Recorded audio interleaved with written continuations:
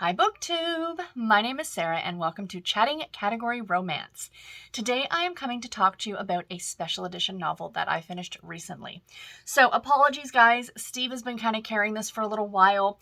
I really do plan to put more videos up on this channel. I hope to do at least a couple a week. Pre-film them, which is what I do. But yeah, I read a lot of these category romance Harlequin books, and I definitely want to share them with you guys here on the channel.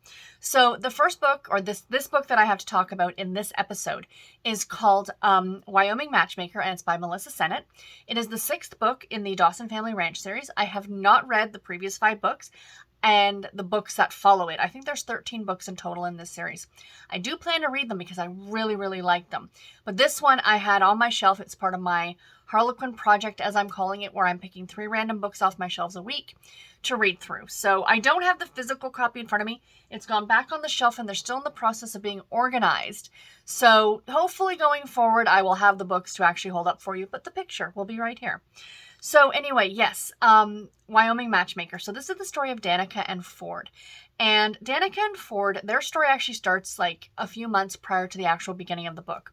The two of them see each other at a bar. They've known each other for a lot of years. It's a very small town.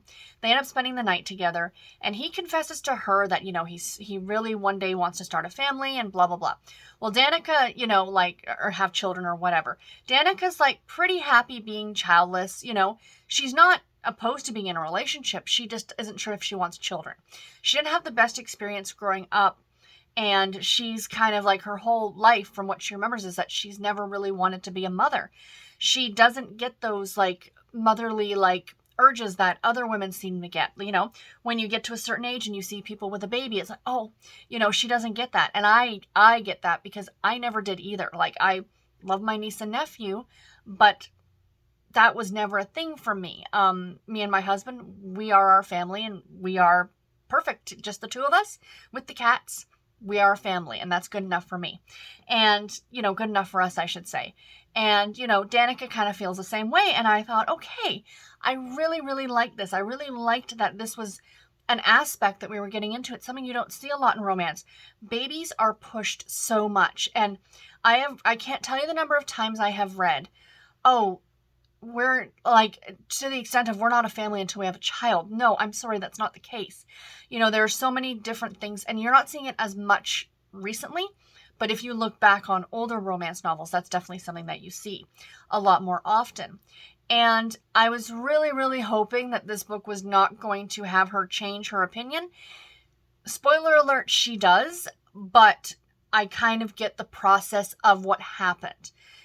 She delves more into her past and how she felt when she was younger and what her growing up years were like and things like that. So I totally, totally get it. Still, I would have really kind of liked to have seen it just kind of be like, all right, so Ford and Danica are together and they're happy and they're going to adopt a dog and away they go. But it is what it is. I didn't dislike the book. I really, really did enjoy it. Melissa Sennett is a fantastic, fantastic author. Now, she writes this entire series. And again, I think there's now 13 books in the series. There's a new one. I think 2 or 3 new ones actually coming out this year. And this came out a couple of years ago. So yeah, I absolutely do recommend this one. I recommend this series. Again, if you are someone like me who is either childless by choice or by circumstance, or whatever the case may be, some of these books may not be for you because almost every single one of them deals with having children and babies.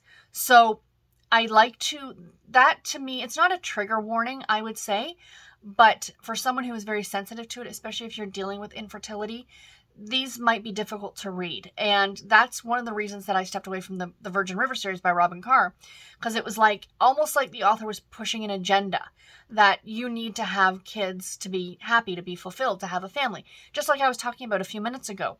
That's one series that I really felt that was the case. And it really just kind of left a bad taste in my mouth, and I dropped the series. I think I got to book 5 in that series and I said, forget it. But these are shorter, you don't see it as much. It's not as drawn out in the story. It just so happens that everybody seems to have kids. So, again, as a small soapbox, if I can get on it for a second, I would love, love, love to see more in romance where the couple is like, hey, let's be together, let's get married, let's adopt a dog and 2 cats. and be completely okay with that. You know, again, either by choice or by circumstance, they're childless, and there's nothing wrong with that. And I think that that needs to start becoming more prevalent in romance novels. Just my opinion. So anyway, guys, not a terribly long video, but I do hope that you guys enjoyed it. And I hope that you will check out this book, because again, it was delightful. So don't let me saying what I was saying turn you off of the book. It was a really fun story. The other premise around the whole thing is that this small town that they live in has an overpopulation of, is it men or women? I can't remember which, but it's announced, and then a whole flock of, I think it's men, or is it women? I can't remember. But like a whole flock of like the other sex ends up showing up in town hoping to meet people. So they start this whole matchmaking thing. And Ford and Danica, even though they're not really getting along since that whole, you know, one night stand that kind of ended badly, they're kind of forced to work together to match these couples up. So there's this whole, that's why it's called Wyoming Matchmaker. It's that part of it was so much fun. You see some of these townspeople who are getting so angry, like, you know, there's so many of these, you know, let's say it's women and she's going out with this guy, then this guy, then this guy, and guy number 2 gets mad, so he slashes guy number 3's tires. You know what I mean? Like, really fun aspect to the story. That doesn't sound like it's fun, but believe me, as you're reading the book, it's quite funny. So anyway, guys, yeah, like I said, check this one out. I don't think you will be disappointed. And until my next video, take care and happy reading, everybody. Bye.